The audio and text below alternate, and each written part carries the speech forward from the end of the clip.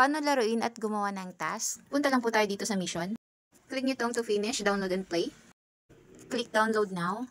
At manonood nga po tayo dito ng ads. So patapusin po natin yung ads and then pindutin nyo yung ads para mapunta siya sa Play Store. And then saka natin siya i-back para magawa natin yung task. So yan. So next nyo lang yan. I-X nyo pagkatapos.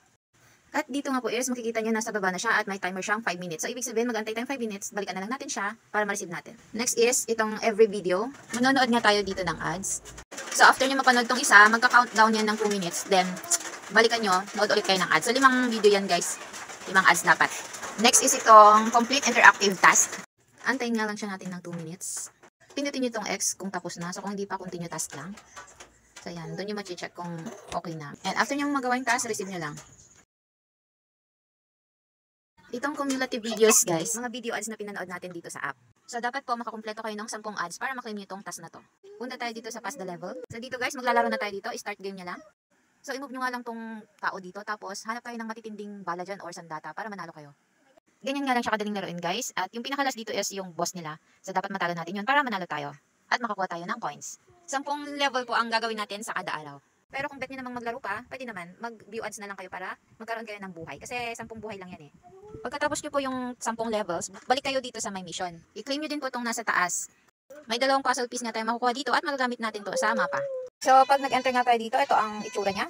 Dito nga natin magagamit yung puzzle piece na nakuha natin kanina. Yung nga yung ganyang sign. Pwede tayo makakuha dito ng green money guys, yung black gold safe na tinatawag nila. Swerte mo nga pag natsambahan mo kasi pwede ka nang mag-withdraw kung sakali. Dito sa green money, 850 nga yung minimum withdrawal nila. Balik tayo, after ng tasking guys, huwag niyong kalimutang mag-sign in. Dito nga tayo ngayon at may nakuha tayong 57 pesos. Sa day 3, day 6, day 12, and day 15 is may makukuha tayong tigta-3 puzzle pieces na magagamit natin para makakuha tayo ng green money sa mapa. So, paano naman tayo mag-withdraw dito? Punta po kayo dito. Kung may naipon na kayong coins, ay pwede nyo na nga siyang i-withdraw. So, meron tayong mga withdrawal method. Merong Lazada, GCash, at Paymaya.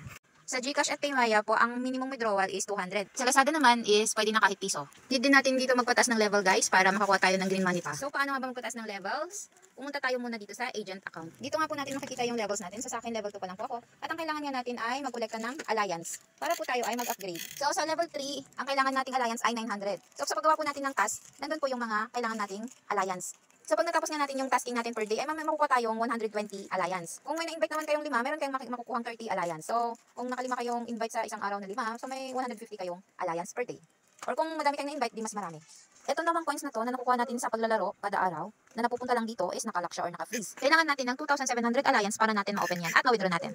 So, pag naka-level 5 ka nga dito is automatic ma-unlock na yan at pwede mo na siyang ma-withdraw. 1,000 coins is equivalent to piso guys. So, pag naglaro kayo ng naglaro kada araw, maiipon po yung coins na nakukuha nyo sa game. At habang hindi pa nga naka-unlock yan, so malaki na yan pag naabot nyo yung level 5. So, laruin nyo lang siya ng laruin. As of now po, wala pa po akong own proof of withdrawal, pero yung inviter ko is naka-withdraw na dito. So, eto, yung withdrawals niya. So, kung gusto mo ding i-try, i-download mo na yung link na ilalapag ko. Yun lang, okay, bye!